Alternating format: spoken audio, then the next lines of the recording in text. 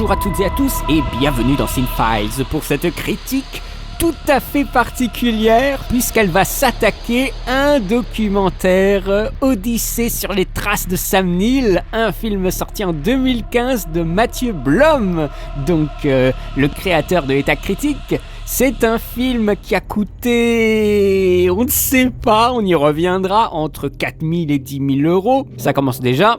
C'est un film qui dure 1h04. Et qu'est-ce qui se passe pendant ces 1h04 donc ? Eh bien, c'est l'histoire d'un mec qui cherche un autre mec. Le documentaire retrace le parcours de Matthew Blum en Nouvelle-Zélande pour retrouver l'acteur de Jurassic Park, Sam Neill. Bon, on commence par quoi ? La critique m'a demandé de ne pas fonctionner comme d'habitude. Alors c'est un peu spécial la façon dont j'ai procédé, c'est pour ça que la vidéo est aussi longue aussi. Je vais spoiler. En même temps, excusez-moi, mais spoiler un documentaire. Loul quoi. On se foutrait pas un peu de ma gueule déjà ? Je crois que le mot qui définit le plus ce documentaire dans son intégralité, c'est la candeur. C'est naïf à fond, mais vraiment à fond. On va commencer peut-être avec une petite citation de la Gazette de la Manche, mercredi 1er juillet 2015. Donc le film suit le parcours d'un jeune homme qui a décidé de tout plaquer pour partir réaliser un documentaire sur son idole. Le film raccorde l'enfance et l'âge adulte. Diplômé d'un BTS audiovisuel en 2010, assistant de production, le pauvre Matt, il a du mal à percer dans l'audiovisuel. Je comprends tout à fait, c'est très difficile. Moi-même, j'ai du mal alors que je suis au cœur de l'audiovisuel, c'est-à-dire à Paris. Donc ce n'est pas évident. Il a fait État Critique en 2011, il l'a quitté récemment pour commencer son projet. Il a rassemblé plein d'informations, interviews, rencontres, archives, vidéos.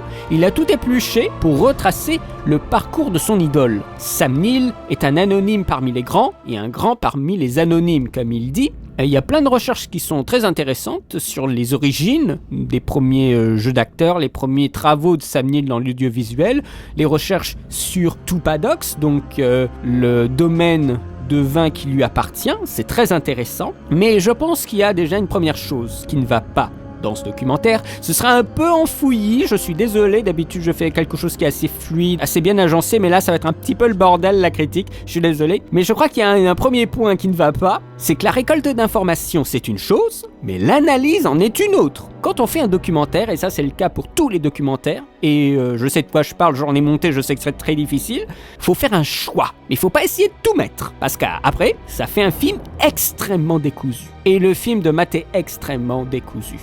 Des trucs, mais on n'en a rien à foutre. Parce qu'il se perd dans des détails, parce qu'il a eu une information intéressante qu'il a peut-être cherchée pendant longtemps et il voulait absolument la mettre dans le documentaire. Parce que par exemple, on parle de la famille de Sam Neill. Oui, à la limite, mais c'est presque le sujet d'un autre film. On n'a pas besoin de revenir aussi loin dans son rapport avec Sam Neill. Il remonte beaucoup trop loin.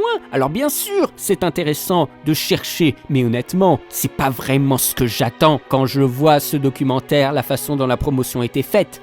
Je veux pas un documentaire sur le grand-père de Sam Neill. Personnellement, moi ça me fait chier, j'en ai rien à foutre. Mais là, on va dire, c'est moi que ça regarde. Mais il manque un axe. Clairement un bon gros axe bien précis parce que là ça se disperse par-ci par-là et qu'il me sorte pas qu'il avait déjà son axe du documentaire bien précis parce que là ça se barre complètement en latte. Le narrateur, donc Matthew Blum, ne possède aucune formation journalistique ni expérience dans la réalisation. Il s'agit juste d'un jeune homme lambda de 25 ans qui peine, comme beaucoup à son âge, à trouver un sens à sa vie et une place dans la vie professionnelle.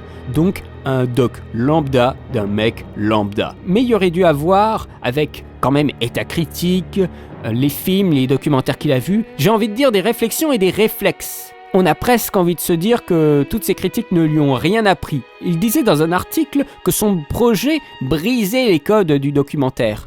Oui, plutôt, c'est vrai, il y a l'aspect subjectif et objectif qui s'entremêlent dans le documentaire. Et pour le coup, c'est réussi, mais ça nous envoie peut-être un peu trop dans tous les sens.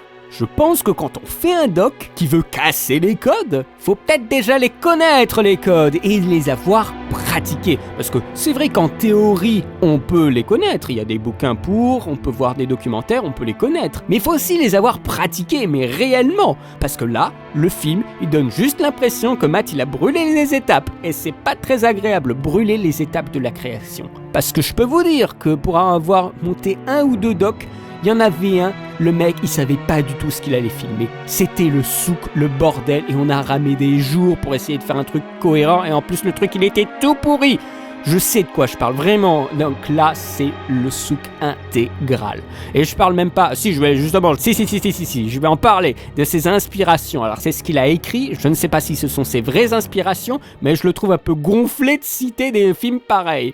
Des films comme Chronos, Baraka, Samsara.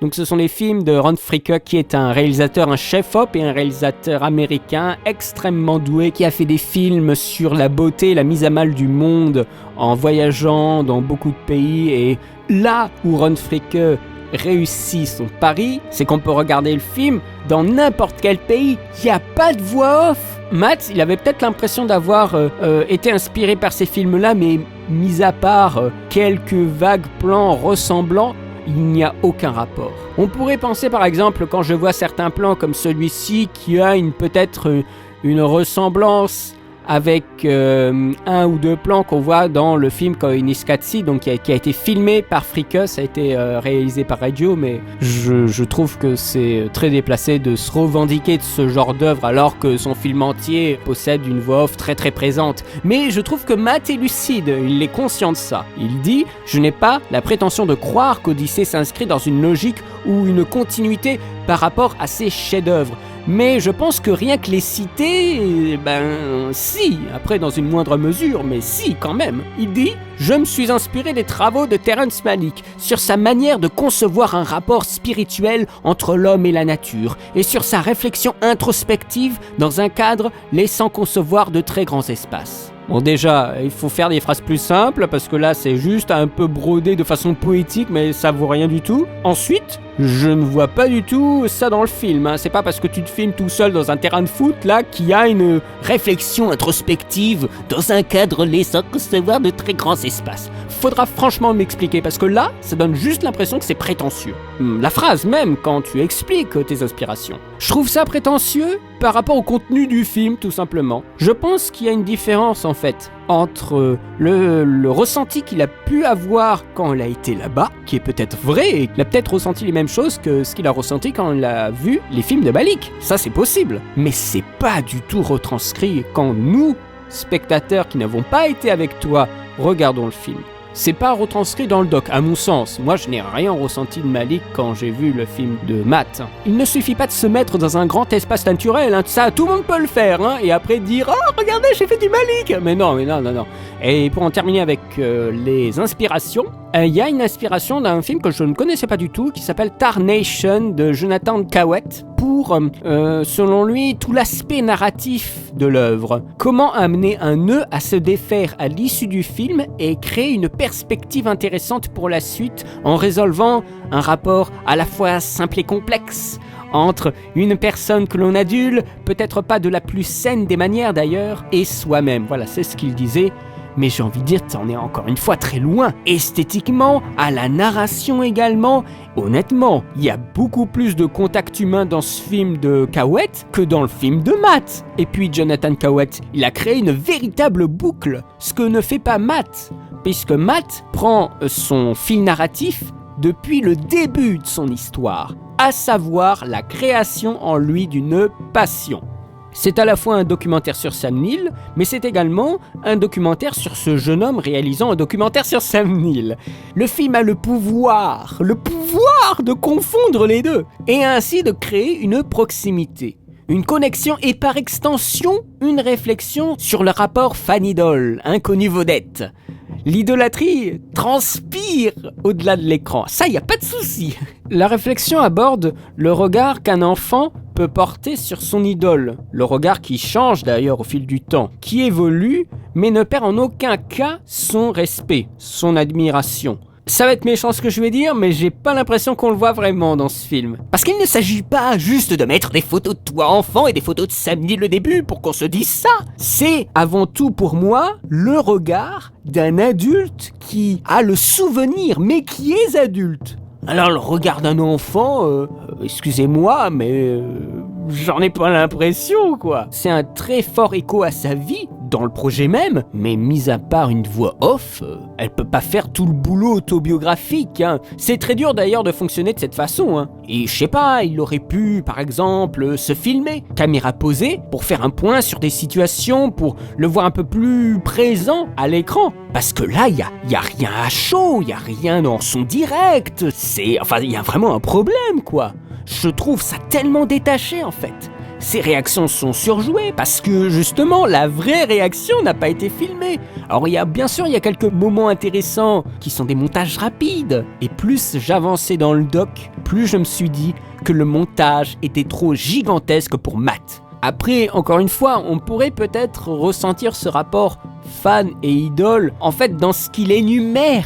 Objectivement, c'est peut-être ça. Parce que, excusez-moi, mais dans l'idée de narrer la généalogie de la famille de Neill, il y a qu'un fou obsessionnel de Sam Neill pour remonter, je me trompe peut-être, mais pour remonter jusqu'à l'arrière-grand-père de Neill, alors que c'est juste un rapport d'enfant à idole qui est le sujet du film.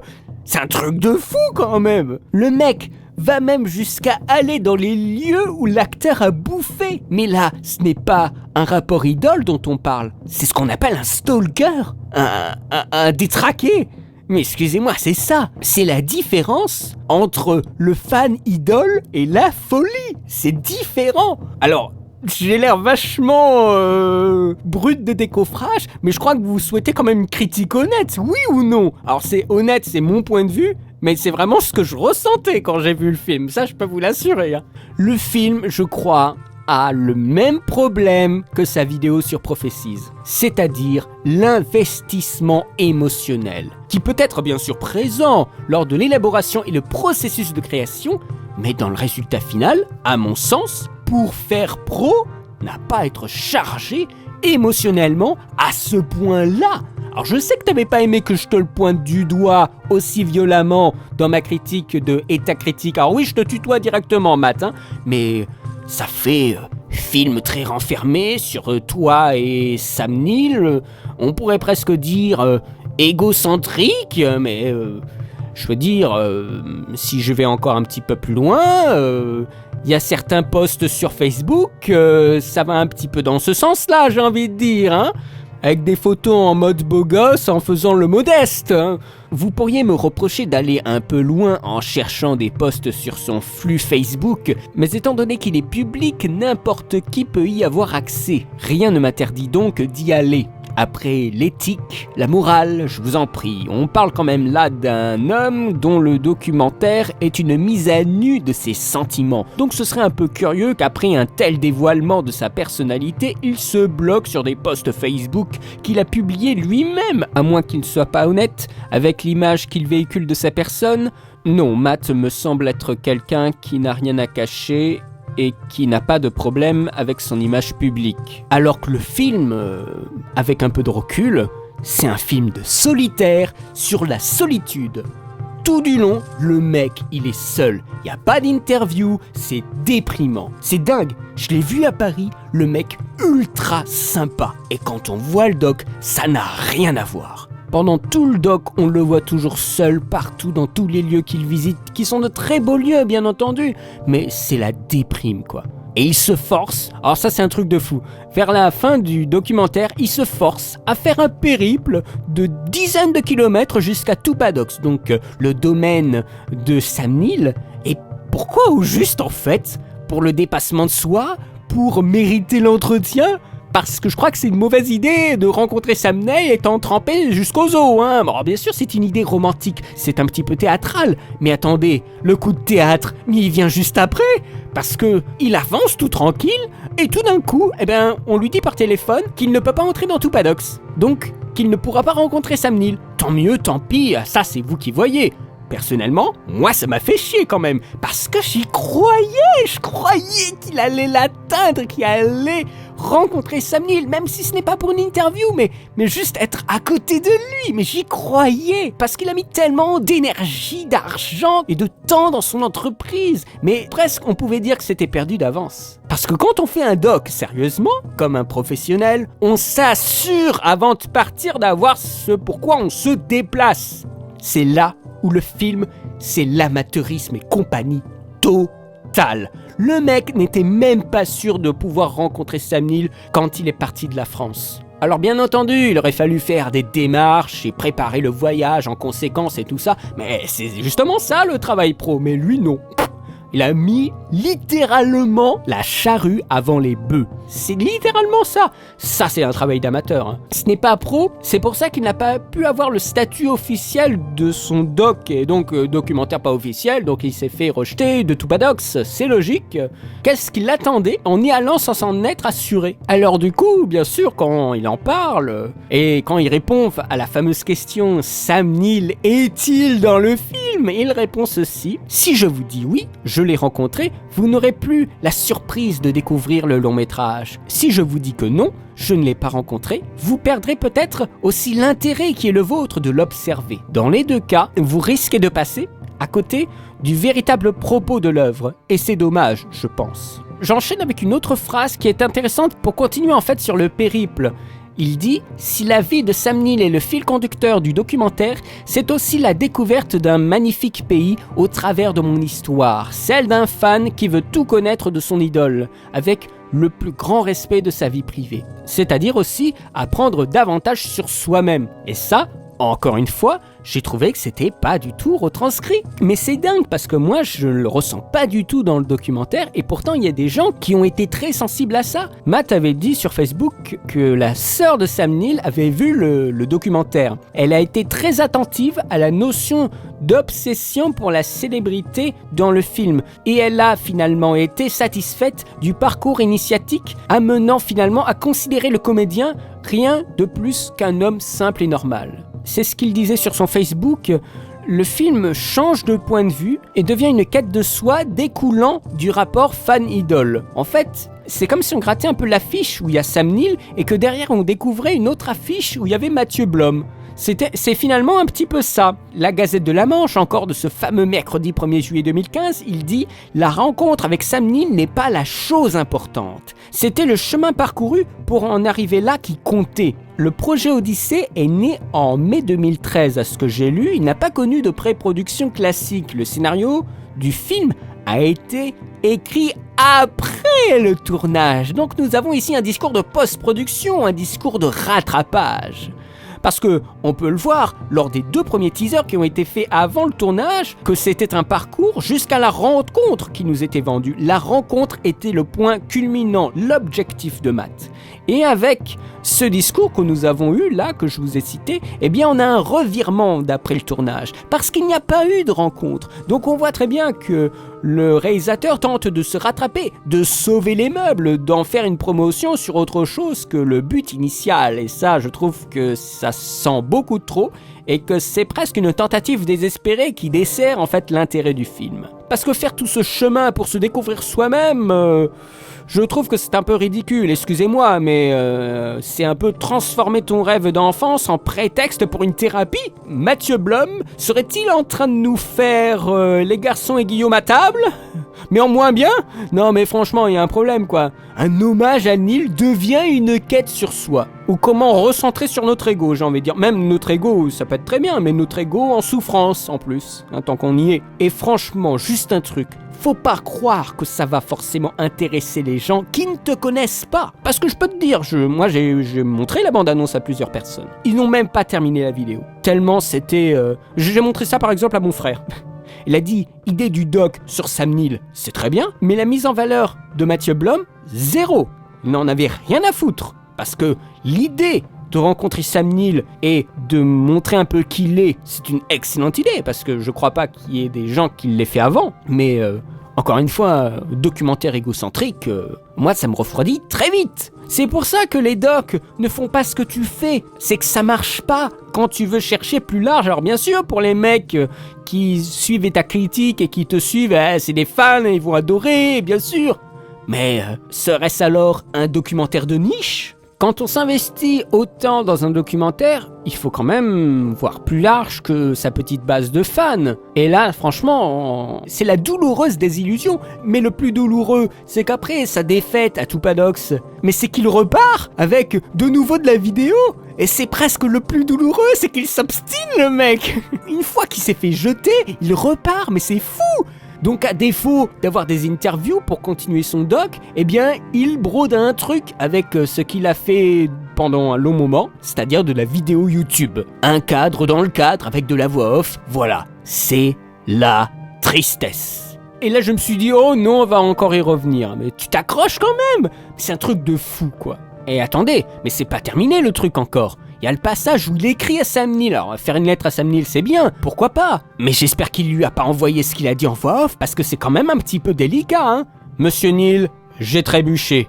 Je crois que des fois, franchement, il faut être un petit peu plus terre à terre, hein. Et quelle idée aussi de s'habiller de cette façon. On dirait le joueur du grenier. Non, mieux. C'est comme dans Max Payne 3.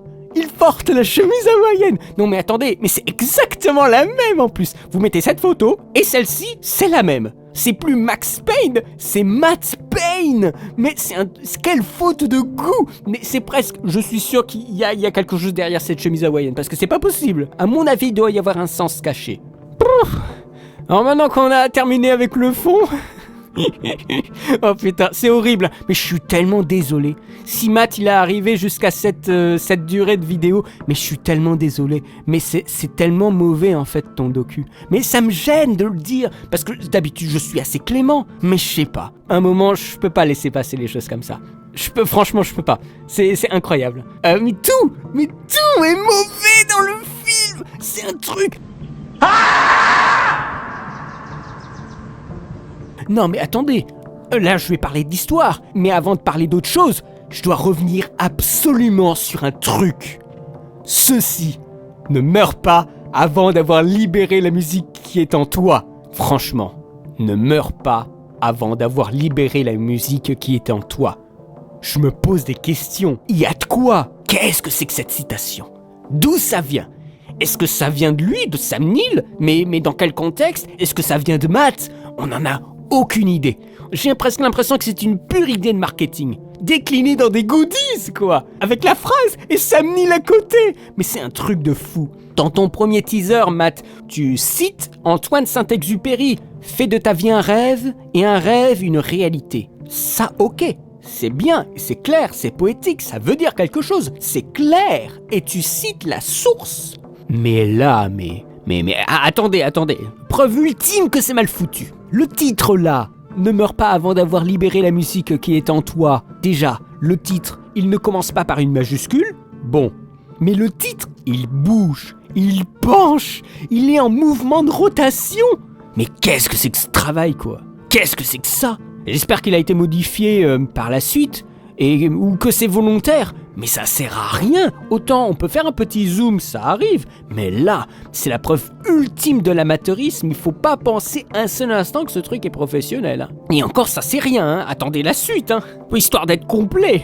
Odyssée sur les traces de Sam Neill débute sur la réflexion d'un jeune homme sur sa propre existence. Un coup de blues, ça arrive à tout le monde. Encore plus dans le milieu de l'audiovisuel. Matt se filme dans son appartement. Court-métrage étudiant oblige, j'ai envie de dire. Non, ça c'est ultra classique. J'ai vu ça des tonnes de fois. Croyez-moi. Et encore, on peut s'estimer heureux de ne pas avoir le cliché de l'insert sur le réveil. Dieu merci. Le début, avant qu'il n'apparaisse, c'est plutôt prometteur, avec des gens mornes et une image assez grisâtre pour montrer que la vie est monotone. Mais lui va vivre une aventure extraordinaire, une expérience formidable hors du travail quotidien. Alors, à défaut d'être une biographie de Sam Neill, c'est un parcours initiatique, un voyage d'aventure, avec la carte. À un moment, on a une image de la carte à la manière de Indiana Jones. C'est vraiment un fan sur les traces de Sam Neill, ou plutôt, je devrais dire, sur les traces aussi de la famille Neill. Mais encore une fois, j'ai envie de dire, il faut synthétiser.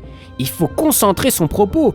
Mais sinon, on se fait chier. C'est sur Sam Neill, pas sur les parents de Neill. Perceval Clinil, il a l'air bien sympathique ce monsieur, mais j'en ai rien à foutre quand je regarde ce docu. En fait, je pense qu'il aurait dû nous narrer le début de son doc, avec le début de la marche, cette fameuse marche de dizaines de kilomètres jusqu'à Tubadox. Ça nous aurait permis de créer une boucle, exactement comme dans Tarnation. Il se revendiquait de Tarnation, mais ça vaut rien. En faisant un système de boucle, en créant, on va dire, le lien avec cette fameuse marche, là ça ferait comme dans Tarnation, et ça motiverait aussi le retour rétrospectif, qui créerait cette passion qui le pousse à avancer dans la marche jusqu'à Tupadox. Là c'est beaucoup plus intéressant en structure, et ça lui permettrait une vraie montée dramatique, comme Tarnation nous le montre. Et ça nous permettrait aussi de se débarrasser de toute cette petite transition gênante, à coups de fondu, de mire de bar ou je ne sais quoi encore. Là, avec cette marche qui structurerait tout le récit, tout le documentaire, il n'y aurait plus aucun problème. Mais à la place de ça, il nous fait un truc incompréhensible, et dès le début, attendez, je vous ai parlé du titre là, mais après, on arrive dans l'espace. Dans l'espace. Mais pourquoi dans l'espace?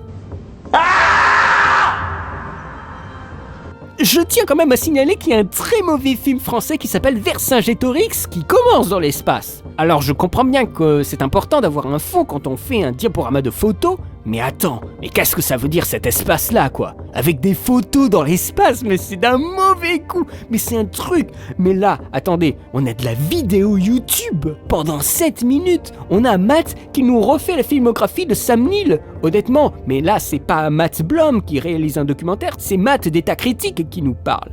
Avec ses photos en cadre blanc là, photos de Polaroid dans l'espace. Mais c'est n'importe quoi, non seulement c'est daté, parce qu'aujourd'hui les Polaroid c'est plus trop d'actualité, mais dans l'espace, c'est pas élégant, on n'a pas besoin de balancer comme ça toutes ces photos qu'on a sur le net sur Sam Neill. En plus, les photos elles apparaissent, elles bougent et disparaissent d'une façon tellement random. J'étais arrivé à 7 minutes, je sentais pas le film, j'avais peur, et cette peur elle s'est confirmée. Ce doc, c'est 2 docs en fait, un sur le voyage et l'autre sur Sam et sa famille. Mais lier les deux, ça fait fouillis. C'est aussi tellement déséquilibré. C'est mis avec des transitions, il y a régulièrement des noirs. Enfin, je veux dire des noirs, pas des noirs, hein, des plans noirs, qui est un aveu de faiblesse totale dans la structure du film.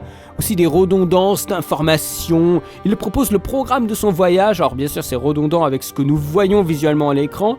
Il parle d'un domaine qui est devenu un jardin public. Et encore une fois ça sert à rien, mais il faut trier les informations. Et on a plein de digressions. Alors il dit à un moment au milieu du doc, parlons en attendant de ce qui ne sera pas vu. Quoi?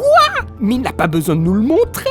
Et ça allonge volontairement son film. Et ça sert à rien, il faut épurer. Alors bien sûr c'est une grande souffrance d'épurer des choses qu'on a cherchées, qu'on a trouvées, qu'on a filmées. Mais c'est ça de faire un doc.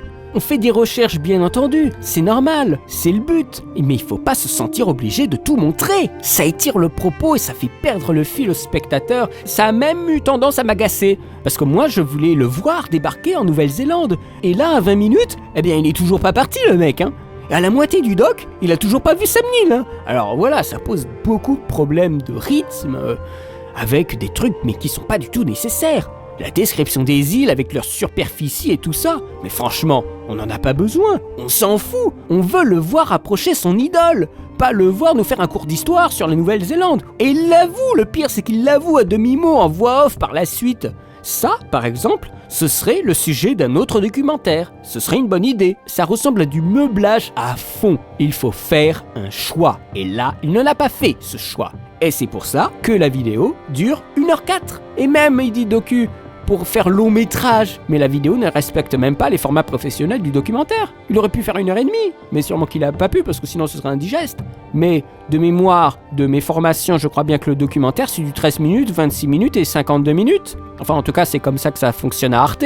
Je crois qu'il aurait pu tenter un 52 minutes, aisément. Il aurait même pu réduire à du 26 minutes, mais avec quelques compromis. Mais ce serait dans ce cas-là, s'il tapait sur du 26 minutes, ce ne serait pas l'accomplissement d'une odyssée. Il disait dans un post du 30 avril que le film ferait 1h02, ce qui en fait un long métrage très court certes, mais à la construction narrative plus précise, sans digression maladroite et nettement plus dynamique que le concept original. Sachez que 12 heures de rush ont été filmées à l'origine pour rabattre une œuvre qui aurait dû durer autour de 3 heures. La version que vous verrez est la plus aboutie.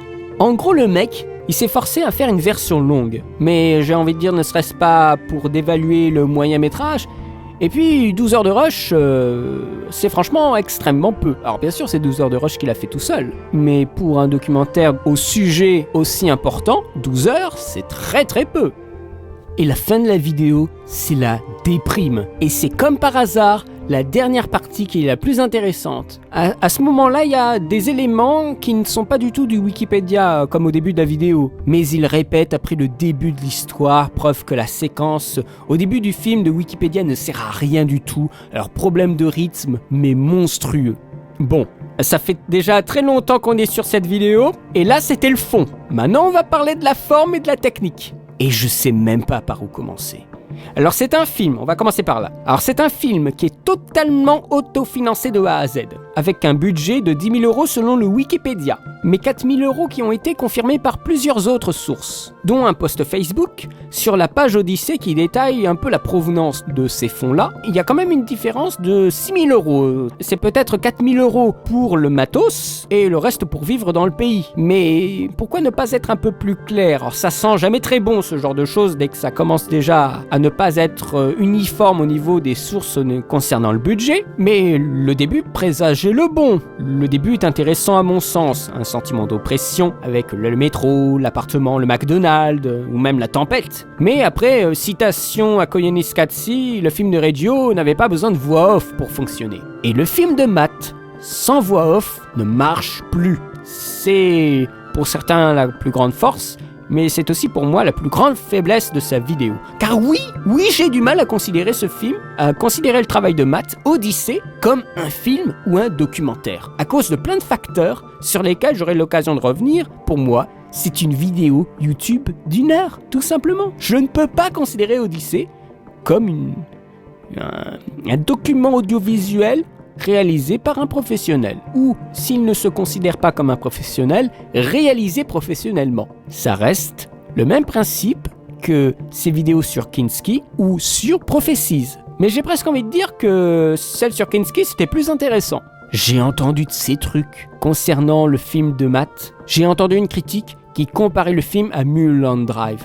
Sérieux ? Après, vous pouvez peut-être trouver ça bien, j'ai envie de dire tant mieux pour vous, mais moi, en ce qui me concerne, je me mets dans la peau de critique et dans la peau d'un monteur professionnel, ce que je suis. Monteur, pas forcément critique, mais monteur, oui, je le suis. Et autant que je peux l'être avec ces deux casquettes, moi je dis, ce n'est pas un bon documentaire et ce n'est pas une bonne vidéo, parce qu'il le mec, il n'a pas délégué. Il monte son film à l'émotion, et je pense qu'il faut avoir un regard frais pendant la création, parce qu'il n'y a pas de monteur dans ce film. Il y a Matt qui a pris en main le logiciel de montage. Il y a quelqu'un qui, semble-t-il, l'a aidé au montage, mais dans ce cas-là, il faut pas le mettre entre parenthèses. S'il a vraiment monté le film avec Matt à côté qui lui donne des indications. Mais à mon avis, cette personne-là a été plus demandée pour peut-être des effets 3D, puisque nous avons quelques éléments en 3D qui sont un petit peu graphiques dans la vidéo. Il y a plein de petites erreurs, des fautes techniques, des fautes de goût. Là, bon, les goûts et les couleurs, chacun prêche pour sa paroisse, bien entendu. Mais il y a des erreurs, enfin, il n'y a pas des erreurs, mais c'est des interrogations que je me pose. Par exemple, pourquoi le 2.35 au juste ? Tu ne fais pas un film, tu fais un doc. Ton cadre, tu l'as prévu pour du 16/9. Le 2.35, ça se prévoit. J'en vois même pas l'intérêt. C'est ça le truc, pour faire un documentaire plus cinéma. Mais qu'est-ce que c'est que cette mentalité ? Non mais ça sert à rien. Ça sert à rien. Comme si tu dénigrais peut-être les documentaires qui sont en 16/9. Ah ouais, on fait comme ça le 2.35 parce que ça fait plus stylé, ça fait plus rectangulaire, ça peut passer au cinéma. Mais non, mais qu'est-ce que c'est ? Ça, c'est amateur. Hein. Pour le coup, ça, c'est vraiment amateur. Et bon, hein, si on continue un peu dans l'amateurisme, le texte de loi qu'on a au début de la vidéo, en tout cas que moi j'ai sur ma version, ils auraient pu carrément prendre ce qu'on a au début de chaque DVD, le disclaimer DVD. Hein, ils auraient pu prendre ça pour faire le texte. Là, c'est une espèce de truc bricolé, c'est tout pourri. Le montage est amateur, mais vraiment amateur. Il y a des petits machins qui montrent tout de suite que il s'est pas monté. Il aurait fallu vraiment un monteur à côté. Et je suis sûr qu'il y en a sur tous les gens qu'il connaît. Je suis sûr qu'il y avait quelqu'un qui pouvait monter son truc. Parce que là, voilà, on a des bouts de sorties de champs de personnes ou de voitures, et c'est juste des morceaux. À la fin de la lecture du plan, t'as l'impression qu'il y a un problème. Mais non, c'est juste qu'il a laissé des petits morceaux de personnes dans le champ, et c'est des déchets. Ça, c'est des trucs que les monteurs repèrent et qu'ils ne font pas cette erreur. Ou alors, c'était intentionnel. Mais je vois pas du tout en quoi c'est intentionnel dans la séquence où il y a ce plan-là. C'est moche et c'est amateur. Alors oui, je suis dur, mais ce n'est pas une vidéo qui sera sur Internet. C'est quelque chose pour lequel on paie. Et il faut de la qualité. C'est ça la différence aussi, je pense. C'est que la vidéo, elle sera pas justement en vidéo amateur sur Internet où tout le monde peut la voir. Non, déjà qu'on a l'impression de se faire escroquer assez souvent au cinéma. Et je peux continuer encore pendant 1 heure. Il y a des couleurs intéressantes. Il y a des couleurs intéressantes et il y a des plans intéressants. On a des plans de tempête à l'extérieur qui sont assez remuants. Et après une colorimétrie un peu vert kaki, assez bien je trouve, quelque chose d'assez apaisé. Et après un plan sur une bâtisse avec du pollen ou un truc comme ça qui s'échappe. Ce sont des plans qui sont super beaux. Mais c'est complètement gâché par l'instabilité de la caméra. Ça tremble trop. Et ça peut être corrigé en plus. C'est ça qui est fou. Ça peut être corrigé assez facilement avec des plugins de stabilisation. La question que je me pose, c'est est-ce qu'il avait un trépied ? Je pense que oui. Il y a des plans qui en auraient bien eu besoin. Il y a des trucs qui sont assez beaux, mais tout est gâché par la caméra qui est tenue à la main. Du pris sur le vif. Alors oui, mais il y a un travail après pour stabiliser tout ça. Parce que ça, tout le monde peut le prendre sur le vif pour le coup. Alors il y a un travail de caméra portée qui peut être aussi préparé. Mais parce que la caméra portée, oui, ça se travaille également. Alors on a de belles photos sur Facebook, des trucs très beaux et tout ça. Ah oui, mais en vrai, dans le docu, ça tremble.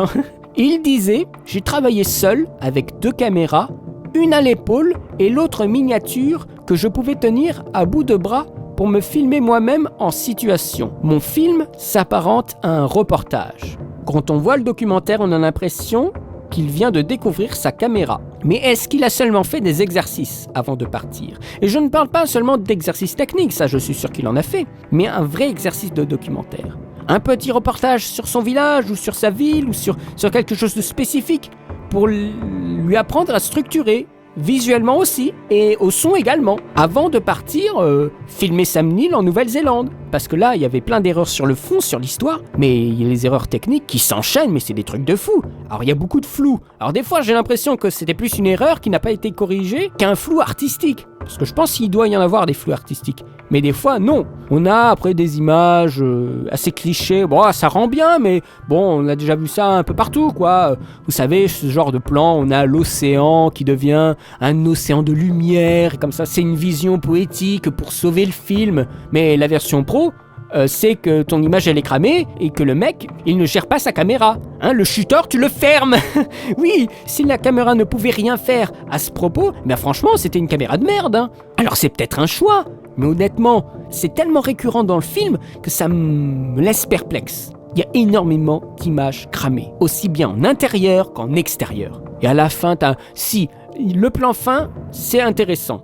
T'as le rêve, c'est la vague, et puis après on va monter et la réalité devient le soleil, inatteignable. C'est Sam Neill, justement.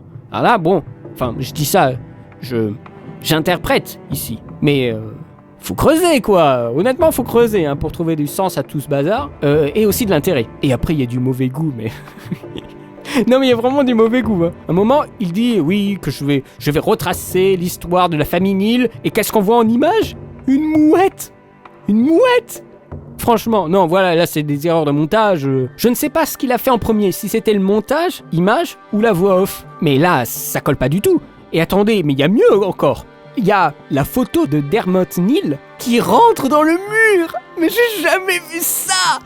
Là, on voit que c'est vraiment amateur. Mais par exemple, il aurait pu faire un effet beaucoup plus simple. Imprimer la photo sur le mur, qui disparaît progressivement, par exemple. Je vais pas commencer à critiquer aussi la voix off, parce que là, on n'aura pas terminé, croyez-moi.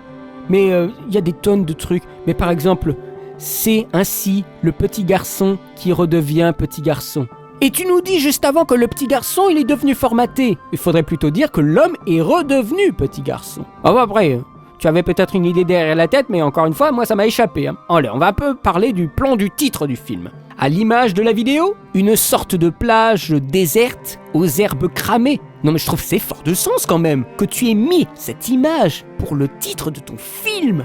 Alors oui, bien sûr, on peut penser qu'il va débarquer sur une nouvelle terre et tout ça, mais c'est pas si évident que ça à penser honnêtement. En plus, le titre, ça semble être du Time New Roman, pas très inspiré, parce que ça prend beaucoup de temps de choisir une police.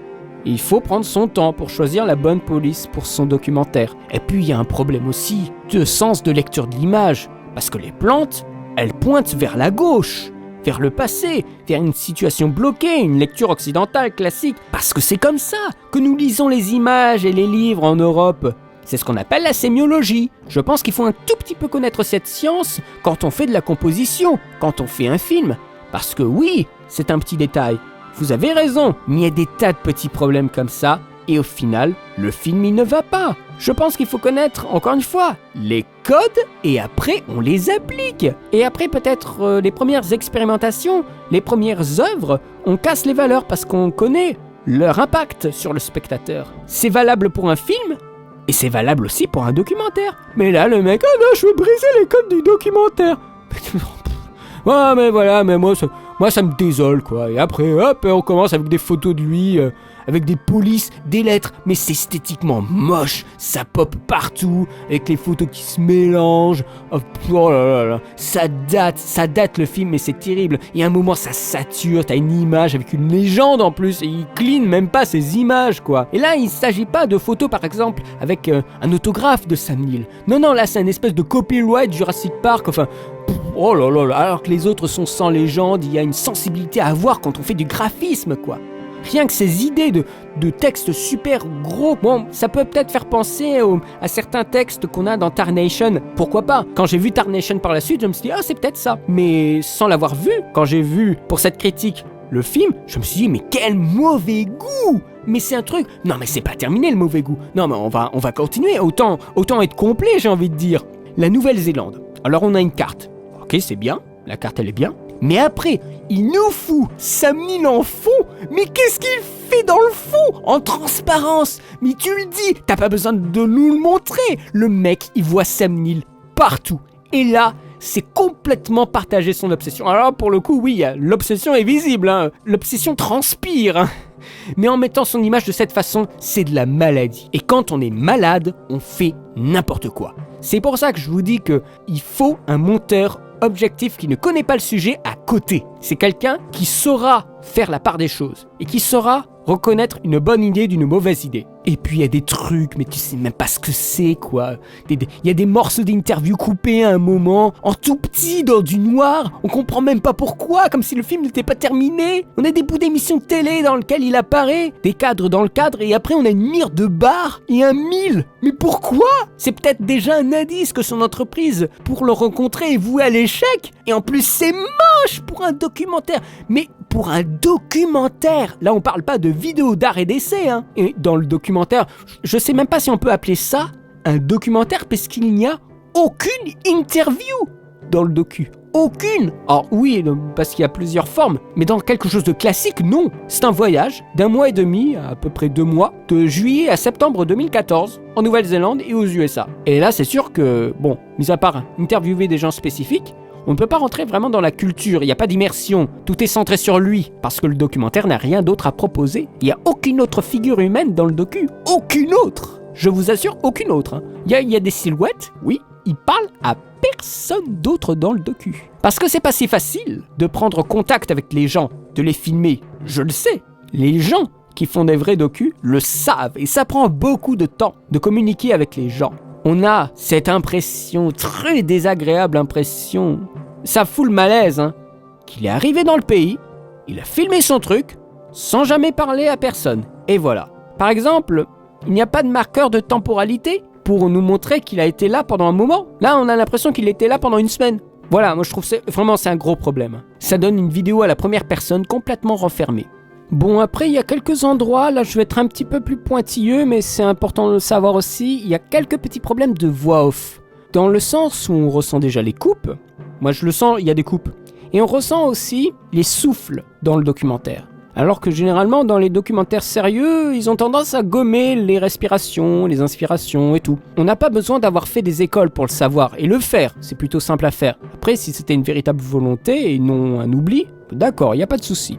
Il y a un truc qui me dérange avec cette voix off, c'est qu'elle surdramatise le propos. La voix off narre régulièrement un peu son état d'esprit. C'est bien, mais l'obsession ne va pas loin parce qu'elle est court-circuitée par des étapes de description objective qui sont longues et qui nous font perdre un petit peu le lien. En plus d'être une voix off poétique. C'est de la poésie, mais à la longue, j'ai trouvé ça assez agaçant. Les mêmes points faibles que pour la chaîne YouTube. Mais c'est dingue, hein. Et ce qui est le plus étrange, c'est qu'en vrai, il n'est pas comme ça. J'ai pu le voir au Trocadéro à Paris. C'est quelqu'un de très sympathique, de généreux, et qui m'a semblé très naturel. Mais là, la voix off, elle n'a rien de naturel. Hein. Mathieu Blom se met en scène en explorant les lieux. Mathieu Blom se filme.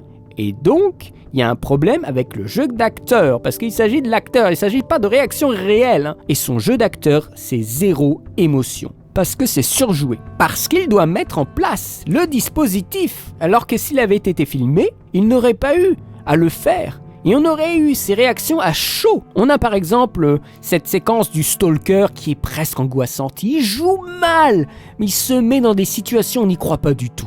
Avec le cliché du mur plein de photos reliées comme dans un espèce de film noir, on a des fondus entre certaines images qui sont vachement dégueulasses, comme une sorte d'embrasement de pellicule pas bien faite. Ça aurait pu être une bonne idée, mais il fallait que ce soit un peu plus systématique et que ça ait un véritable sens. Ici, ça a l'air un peu gratuit pour trouver un moyen de passer à une autre image alors qu'un simple cut aurait fonctionné. Et il y a des jeux, je reviens sur un dernier jeu d'acteur, c'est quand il est dans la forêt.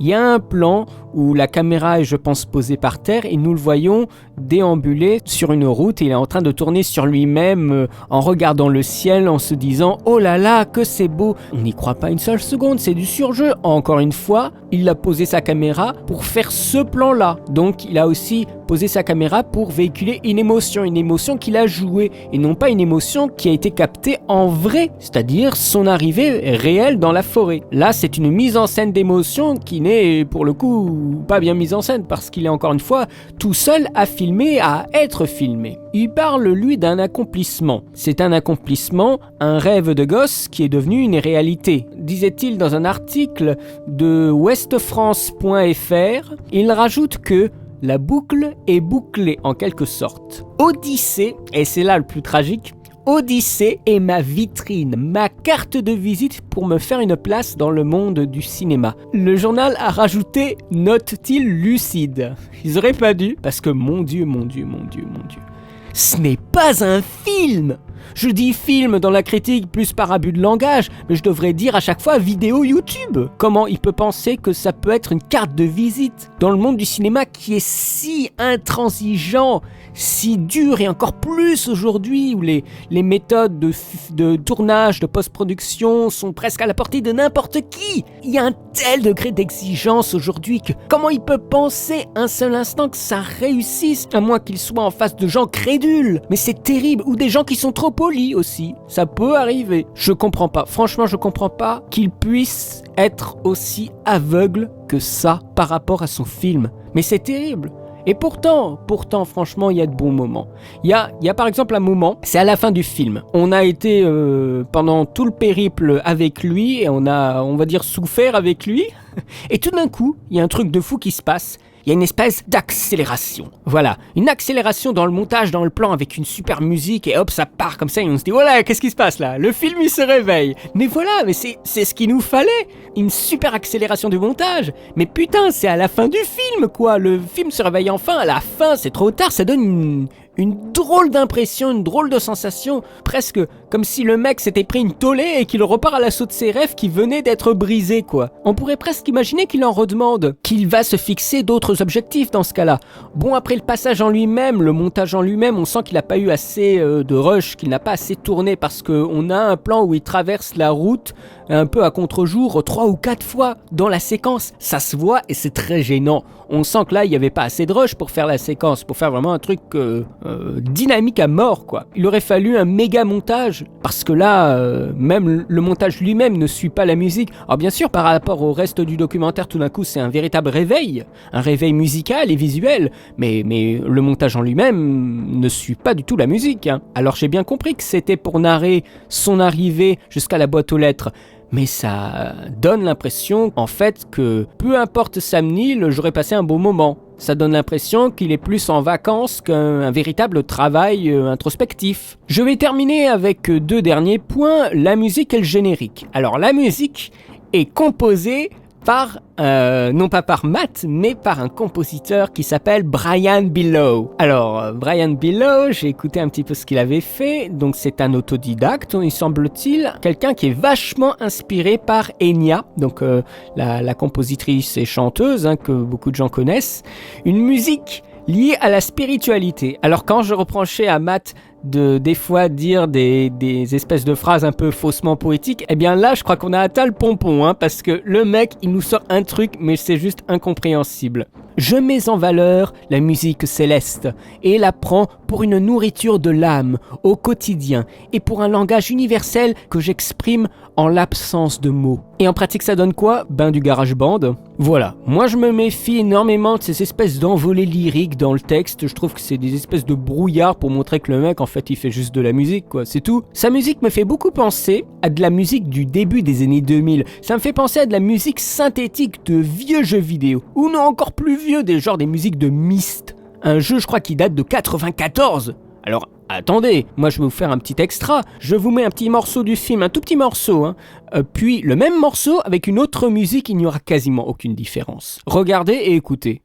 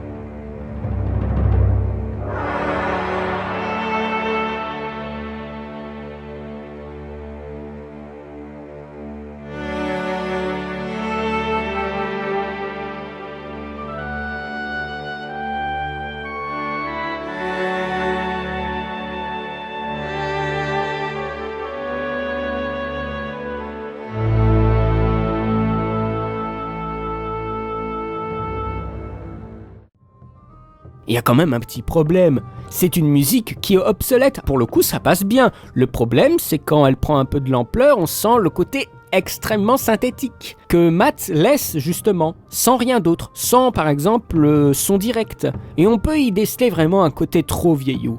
On est en 2015, c'est comme l'affaire des Polaroids. C'est franchement, voilà, moi je trouve c'est dommage. Alors bien sûr c'est très compliqué de faire une musique qui soit pas synthétique avec les moyens du bord, mais je suis sûr qu'il y a quelques instruments qu'on peut éviter parce que justement ils sont très mal synthétisés.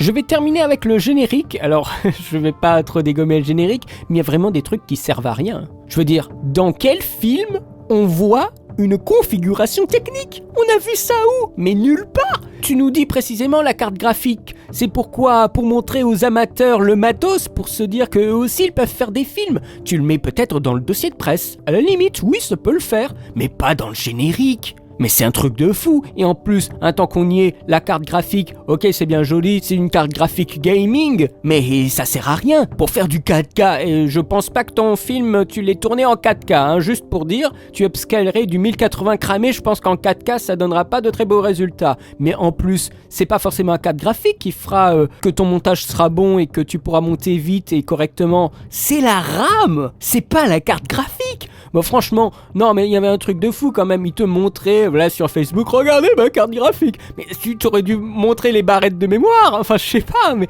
voilà, mais c'est encore une fois, c'est du pur amateurisme. Le mec il s'est pas renseigné justement auprès de ce monteur ou peut-être créateur d'effets visuels qui l'a aidé pour, je sais pas, pour discuter justement post-production. Et typiquement ce genre d'achat. Mais là, mais qu'est-ce que vous voulez faire quoi? Et en plus, et tant qu'on y est, le film se termine sur une blague. Sur une blague! Comment voulez-vous que je prenne cette vidéo au sérieux un seul instant? Moi, je suis complètement déçu. C'est le moins qu'on puisse dire. Je vais continuer avec encore cette gazette du dimanche du 1er juillet 2015. Il dit « C'était aussi une manière pour moi de boucler une ère de cinéma et d'entrer dans la réalisation du film, dans l'ère de la réalité du cinéma, et donc être, d'un point de vue théorique, basculé dans la pratique. Mais je pense que ton premier essai est quand même aussi un échec. On en est très très loin. Après tout ce que j'ai dit, on va passer à la conclusion. Tu es aussi enthousiaste et tu vas pas te laisser démonter par exemple par ce que je dis. Il le dit lui-même dans un post.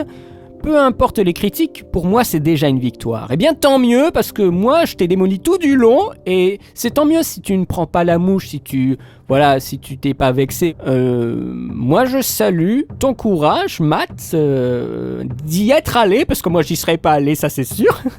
Oui, voilà, de faire un film amateur, on montre, voilà, encore une fois que ce film est pleinement ancré dans son temps. N'importe qui maintenant peut faire un film et mettre, voilà, son blé sur la table, c'est formidable.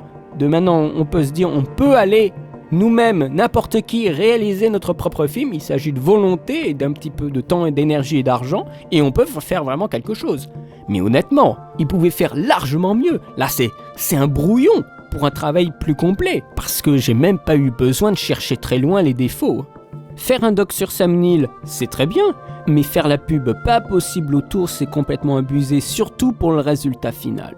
Faire des affiches comme des affiches de films, quoique il y en a une que j'ai beaucoup aimée, c'est celle, l'affiche avec une île comme ça au milieu d'un fond bleu uniforme. Je trouvais que c'était une très bonne affiche, teaser, mais voilà, faire des tonnes d'affiches, et après voilà, on a une affiche finale de documentaire avec Matt au premier plan bien entendu, et Sam Neill au loin dans les montagnes, déjà inatteignables bien entendu, ça présageait déjà exactement ce qui allait se passer dans le film. Je ne peux pas être raisonnable quand je vois ce genre de travail. Après, je pense que si Matt regarde jusqu'à la fin cette vidéo, qu'il prenne tous les petits détails, tout ce que j'ai pointé du doigt, comme une véritable leçon pour se rendre compte aussi d'éventuels défauts avec lesquels bien sûr il pourrait être d'accord, qu'il pourrait corriger pour la prochaine fois. Travailler plus avec une équipe, une petite équipe, celle qui peut composer de son côté, parce que faire tout seul, on en revient à un résultat assez catastrophique. Alors quelle note je pourrais mettre à ce résultat catastrophique ? Je ne sais pas. Ce qui est sûr, c'est que au départ j'avais pensé 10 sur 20, mais je crois que je pourrais encore baisser. Allez, je vais lui mettre un 8 sur 20. Il y a une seule chose qui sauve le film, c'est que le mec, il l'a fait tout seul, s'est déplacé tout seul là-bas. Je pense pas que c'était un grand voyageur, je crois même qu'il nous l'avait dit, que c'était peut-être une des premières fois qu'il voyageait aussi loin. Et il y a cette démarche, voilà, cette volonté personnelle d'aller jusqu'au bout et d'aller dans l'inconnu. Et je sais que moi, je ne suis pas du tout un grand voyageur, je déteste ça, ça me stresse énormément. Donc cette perspective de la volonté personnelle de faire le docu, d'aller jusqu'au bout, d'économiser pour vraiment créer quelque chose, pour créer ce film, c'est une démarche qui est remarquable, qui est formidable. Mais tout le reste déglingue totalement l'intégralité du documentaire. L'objectif de base, c'était la rencontre, et puisqu'on ne l'a pas eu, en fait, la rencontre, c'est plus tellement le sujet du film, mais c'est le chemin, voilà, et donc ça devient ma vie en film. Mais sachez que le film ne tient ni d'un côté, ni de l'autre. Alors je n'ai pas tout dit, parce qu'il m'est arrivé des tonnes de tuiles quand j'ai fait le texte, comme si un esprit voulait pas que je publie quoi que ce soit sur Odyssée. C'était un truc de fou. Mais voilà, mais regardez rien que la durée de la critique. Vous trouvez pas ça aberrant ? C'est vous qui voyez, lâchez vos commentaires. Oui, n'hésitez pas à me faire vos retours si vous trouvez que je suis trop cruel, mais je suis sûr que vous allez dire « Oh, mais tu es trop cruel !» Mais attendez, vous avez pas vu le film. Mais oui, non. Oui, non. Si vous avez vu le documentaire, j'aimerais bien discuter avec vous, mais bon, moi je me place d'une façon très froide. Je crois que c'est là où on peut être le plus objectif et là où on peut pointer du doigt précisément ce qui ne va pas. Je pense avoir fait le tour, même si je n'ai pas tout dit. N'hésitez pas à intervenir. Après ça change un petit peu des critiques là, parce que ces derniers temps vous avez eu des critiques assez élogieuses sur pas mal de films. Là on est retombé un petit peu, mais voilà, n'hésitez pas à me dire ce que vous en avez pensé. Ça a été très long pour moi d'enregistrer, de trier et même un petit peu de monter. Pensez pas que ça va être quelque chose que je vais faire souvent. Il y aura une autre critique un peu de cet acabit qui viendra un peu plus tard, en décembre, mais pensez pas que je vais me mettre à faire ce genre de choses. hein. Ce n'est pas tellement dans mon habitude, je n'aime pas tellement faire ça, mais quand je suis en face d'un truc trop horrible, voilà, à un moment il faut le dire. Surtout quand on entend des gens qui sont très élogieux envers cette vidéo YouTube. Je vous remercie beaucoup de m'avoir suivi, je vous souhaite une très bonne journée, une très bonne semaine, et je vous dis à très bientôt pour de nouvelles vidéos. Allez, salut!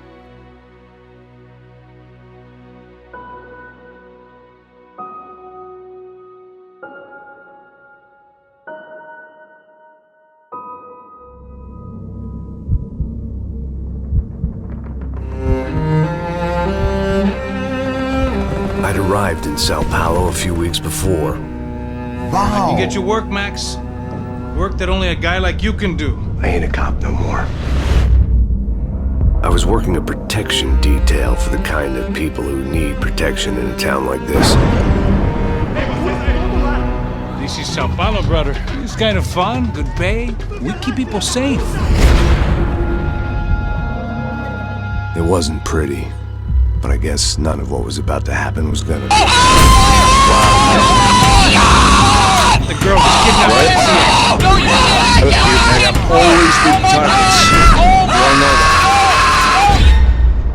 Here I was again, with all hell breaking loose around another girl I had been trying to protect. This was a hell of a hangover. Fucking right in the pussy!